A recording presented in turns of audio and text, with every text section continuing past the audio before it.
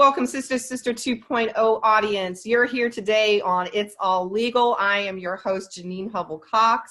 And today we have the talented celebrity attorney, criminal defense attorney as well. I mean, she has so many talents, entrepreneur, I can just go on and on.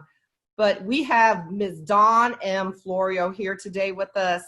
Dawn, welcome to Sister 2.0. Thank you, Janine. It's such an honor to be on Sister 2.0. I'm very excited, and I love all the work that that Jamie Foster Brown has done. She's like an idol of mine. So I'm so excited to be here. Thank you for inviting me. Absolutely. So Dawn, give us a little bit of background as far as your legal education. I know you were a DA in the Bronx DA's office starting out.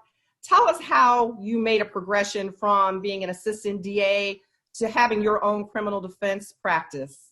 Sure. So I went to college in Boston University, and I went to St. John's Law School. And when I was in St. John's Law School, I was actually president of the Entertainment and Sports Law Society. And that was sort of where my interest was when I was in law school. And then, to get a job in that area is very difficult because it's like really who you know. So then what I did was I interned at the DA's office. I interned for a judge, Legal2 Society. And my aunt, who's like my role model, Anita R. Florio, she's retired justice from the appellate division. So I started really getting interested in the law. So then I got my first job as an assistant district attorney in the Bronx. I worked there for 12 years prosecuting the most high profile cases. I did like about 30 murder cases that I prosecuted.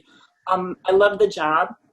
And then after that, I moved into my own law firm, and I have been an attorney about 30 somewhat years without revealing my age. And absolutely. I have my We own. couldn't tell that anyway, but go ahead. So I have my own law firm. It's called the Dawn M. Florio Law Firm. And basically, I love being a business owner, and I love, being able to pick whatever clients I choose to work with. And it's not really all about the money. It's just having that energy with certain clients and really fighting for the cause. Absolutely. And myself as an attorney, you're absolutely right.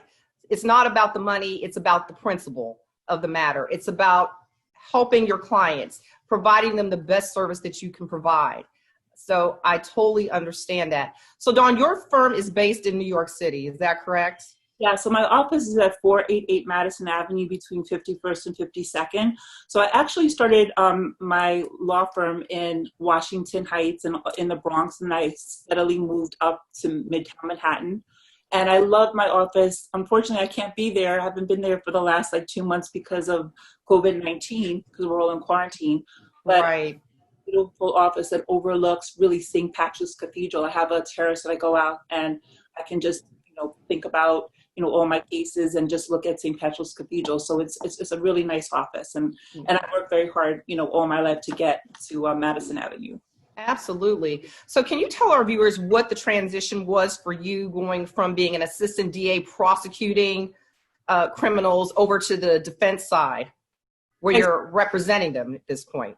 A lot of people say well, you used to put people in jail. Now you take people out. How do you deal with that sort of conflict? So I absolutely, the transition for me was very, very smooth because as a prosecutor, you do justice. So if I saw a case where even though the person was guilty, right, but the police officers didn't do the right thing. It was an illegal search or seizure, or a witness that lied, I had the power to dismiss cases. So that was wonderful. So you have the ability really to do justice. So then when I moved from a prosecutor to criminal defense, I didn't have any moral conflict at all because only God can judge. And my mission is to uphold the Constitution and to represent vigorously my clients. So I had absolutely no problem.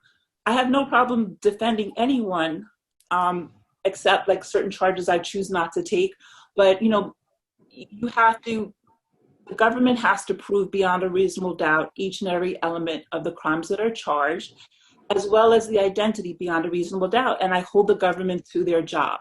So if they can do it, they do it. And if they can't, they can't. But I don't judge people. I just try to help my clients get them the best possible deal. Or if they want to go to trial, we go to trial. Absolutely. So our job is to vigorously represent our clients. Right. I mean, that's the bottom line. We provide the best defense case. Our job is to help our clients win their cases. I mean, that's what we're paid to do. In instances where we do pro bono work, which means that at times we just will take on a case just because we believe that this person may be innocent, this person deserves representation, even if they cannot afford it. And I think providing those types of services to our community is so very important. Absolutely. So I know that you have represented some high-profile celebrities in the past, such as Tekashi 6ix9ine, Fat Joe. How did you become, or how did you start representing celebrities? So actually, I've known Fat Joe maybe for like 20 years, and he's really like a brother to me. So he sort of exposed, the business, the celebrity side of the business to me, and just basically through word of mouth and my hard work, that's how I got to represent like a lot of celebrities. So it's basically a celebrity is just like every other individual. They deserve as much care and consideration as anybody else. But, it's all about, the vigorous representation, whether you're a regular person or whether you have some celebrity status. And I know there may be a public perception out there just because of other celebrities that have been in the media who have been facing criminal charges. Sometimes there's a perception that celebrities have a more favorable position within the court system. Being a criminal defense attorney, can you speak to that issue? I actually disagree. For example, one of my clients was Remy Ma, and she was accused of punching a lady at a club, at a concert. And just because who she was, I feel that she was judged much more harshly because of her celebrity status. First of all, you couldn't even get into the courtroom because there were so many reporters there. And I think celebrities have a harder time really just getting a fair shake. So thank God it took, a long time, but finally she did all the charges. We didn't even have to go to trial. I was able to get the case dismissed to convince the prosecutor that, through the certain evidence and the lack of evidence, that she had nothing to do with this assault, and she was cleared. But I think celebrities, really are scrutinized so carefully that because they're in the public eye. So do you think the media plays a big part in that? 100%. Because every move that the celebrity makes is really censored, and like a celebrity can't do anything without the press being on top of them. So because the press is so on top of them, the prosecutors and the judges, they really are very careful about what they do and really don't want to give like favorable plea offers, or they're just more strict, I think, in terms of their investigation. So I think it's much, much harder for a celebrity. Sure. I mean, I would tend to agree with you on that point. I want to now talk about how has COVID-19 impacted the criminal justice system there in New York? What have you seen? What changes have you seen? So the criminal justice system is so backed up as it is. Now, absolutely. Imagine now that courts are closed, people that are in jail can't have access to their attorneys like they used to. So everything is so backed up that I don't know how we're going to get out of this, right? And I've seen a lot of more domestic violence cases because people are in close quarantine. So I've been getting calls about, divorce or about domestic violence by both parties. So it really has a detrimental effect, and all of my clients are stuck in jail. So they've been releasing a lot of people that are nonviolent. But what about people that are charged with, say, a serious crime? Releasing them. And it's really cruel and unusual punishment because you're innocent until proven guilty. They haven't pled guilty, they haven't gone to trial. So it's really cruel and unusual punishment that people are in there susceptible to catch COVID-19. So they didn't sign up for this. And it's like, right. So it's are you finding it that the judges are basically granting these motions to have these prisoners released due to the conditions in the prison system, or to reported cases of COVID within the prison system? So my experience is that unless you're a nonviolent offender, you're not getting out of jail, even if you have medical conditions that make you more susceptible to COVID-19. So if you're charged with a violent crime, if you're charged with anything to do with, a federal case where, racketeering or something like that, you're not getting released, and you're really stuck in jail, not only being, open to catch the virus and possibly die, but then your case is delayed so much because we don't know when the courts are going to open. We don't know when juries are going to convene again so that we can try these cases. So right. It's really scary for people that are incarcerated right now because they don't know if they're going to live or die. Sure, and I'm in Texas, and we're having the same issues. I know there have been COVID cases reported within certain jurisdictions within Texas, and there was an order that was issued by the governor that absolutely no violent offenders were going to be permitted to be released. So, I mean, I know that's going to be another legal issue down the pipeline as to whether or not any constitutional rights, like you said, were violated by having those prisoners remain in prison, basically. Because right now there's no speedy trial. So if someone is arrested right now, they usually have a right to go before the grand jury. They can testify before the grand jury. Now, all grand juries are suspended. And if you are of low economic means and you can't make the bail, or there is no bail, okay, say because it's a very serious charge, you are stuck in jail without any ramifications. And, it is so scary in this environment right now to be put in a jail cell. There's no social distancing. People are testing positive all over the place. Right. I don't know if you're coming home.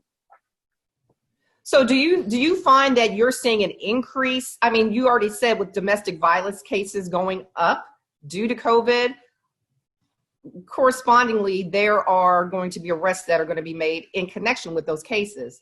So do you see the prison systems having an influx of prisoners, even though we have prisoners already incarcerated that may already have been exposed to COVID, or maybe asymptomatic to COVID?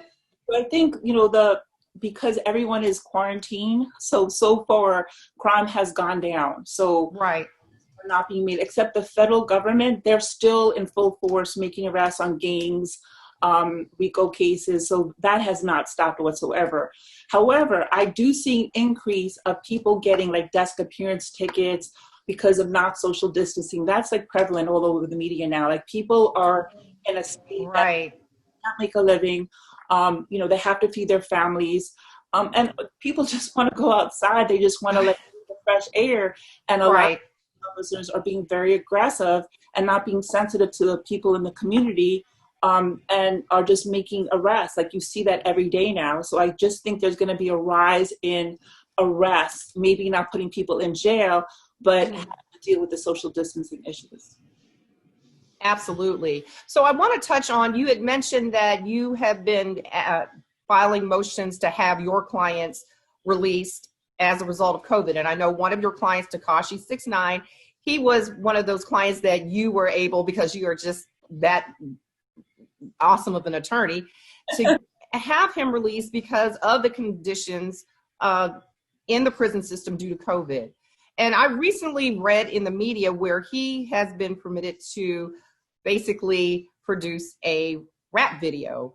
And I know some of our audience may be wondering, well, how is it that he was released from prison, due to COVID, and he's being allowed to basically profit and make a rap video? And you and I, as attorneys, we know how this can be done, but can you just briefly touch upon that for our audience who may not be aware of that? Right. So Danny Hernandez, commonly known as Takashi 69, he was supposed to be released from prison on July 31st, right, to go to home confinement. But because of his medical condition that made him more susceptible to get COVID-19, he had asthma, a lot of bronchial problems. So the judge had released him earlier to home confinement. But when you're on home confinement, so you have to be at your house, you have to wear an ankle bracelet. However, the judge had permitted him to be, he can make music in his house, he can do whatever as long as you're in your house. So he was granted permission by the judge to be in his backyard for 2 hours per week so that he could make a music video. So if you're an entrepreneur and you're on home arrest, you can make money. So it's not like he's out, running around the streets. He's still, in the confines of his own home, not exposed to other people in the jail. And that was rampant with, people testing positive for COVID-19. So he's absolutely allowed to make a living. He can't leave his house at all, but he can make his music in his home. And the judge was very kind to grant him an opportunity to make a music video. So that's that situation.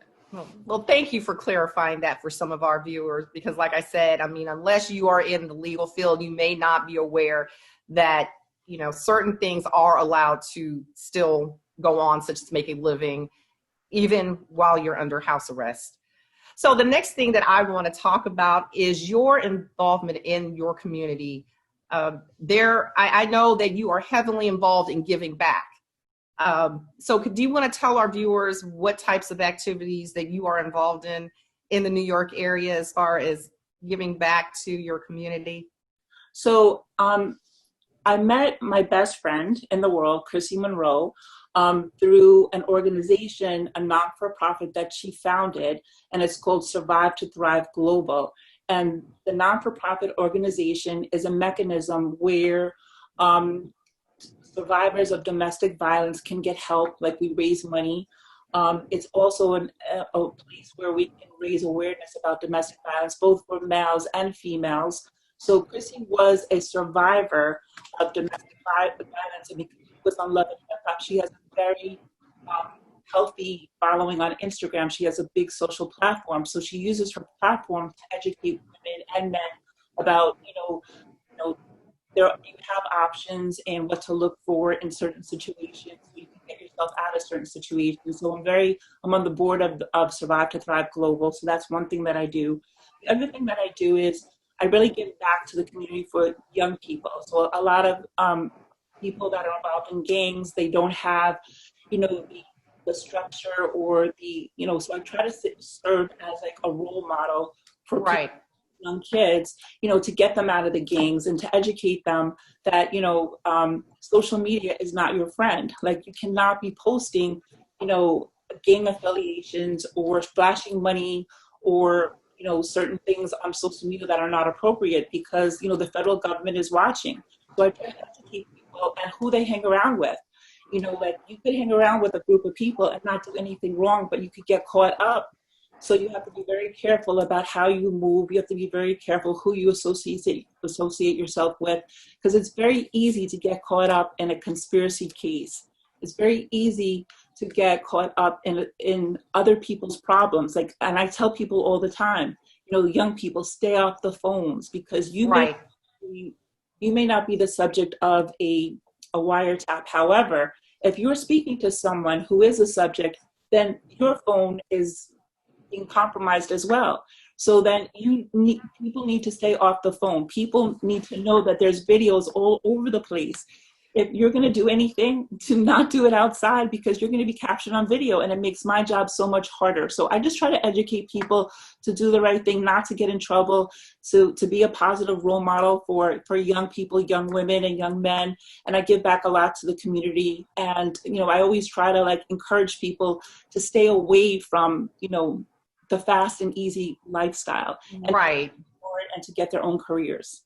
And I'm so glad that you brought up the point about being cautious about what you post on social media, what you say on social media, because once it's out there, it's not going away. Right. You may think that you may be able to delete things off of your phone, but people don't recognize that it gets stored someplace and it's able to get pulled at some point. And it could be used against you. So I'm so glad that you brought that to the attention. I fuss at my kids all the time. Be cognizant of what you post on social media because it's going to be there forever. That's 100% correct. So the other business that I'm also involved in is marketamericashop.com.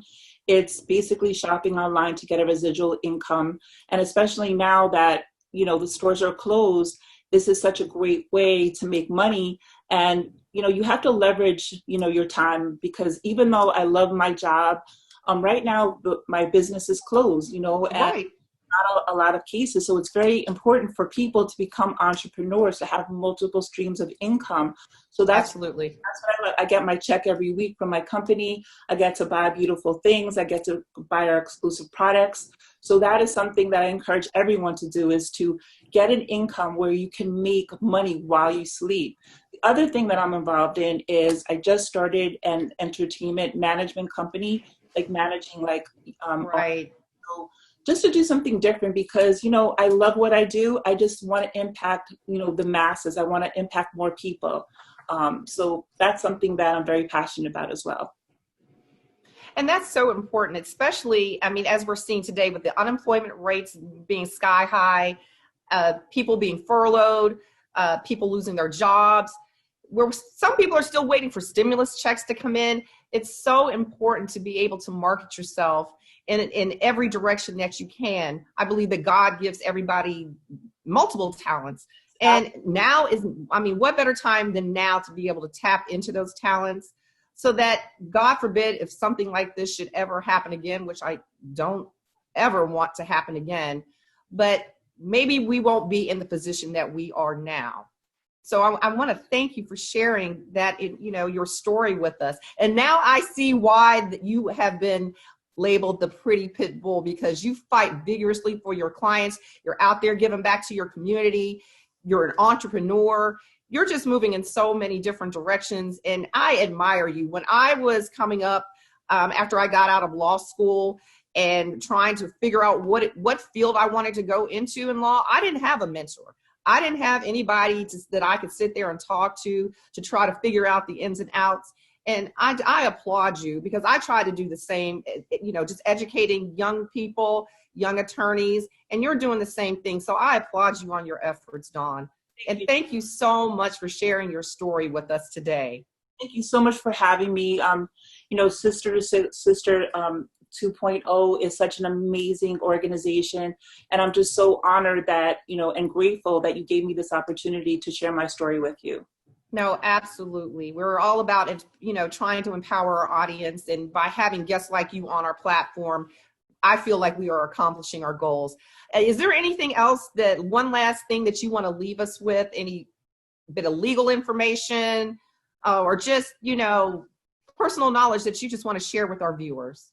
So I just would tell everyone, you have to believe in yourself. And as Janine, as you said, God has given us so many different talents that we're not even aware of. And I think that this time, that not being able to be so busy outside and has given me the time to really think about, what my goals are, like what the future is going to bring. Is there going to be a future? What's going to happen in the world? Like, I really encourage everyone to find out, what is their why, and to write down their goals every day, and just to go believe in yourself. Believe in yourself. If you believe in yourself, you can impact your life, you can change your life, and you can change the world, one person at a time. So that would be my advice. Just believe in yourself and just go for your dreams and never, ever give up. And I couldn't have said it better myself. Thank you so much, Dawn, for being here with us today. I wish you much continued success, and please stay safe. Thank you. Thank you so much. Bye. Bye, Dawn.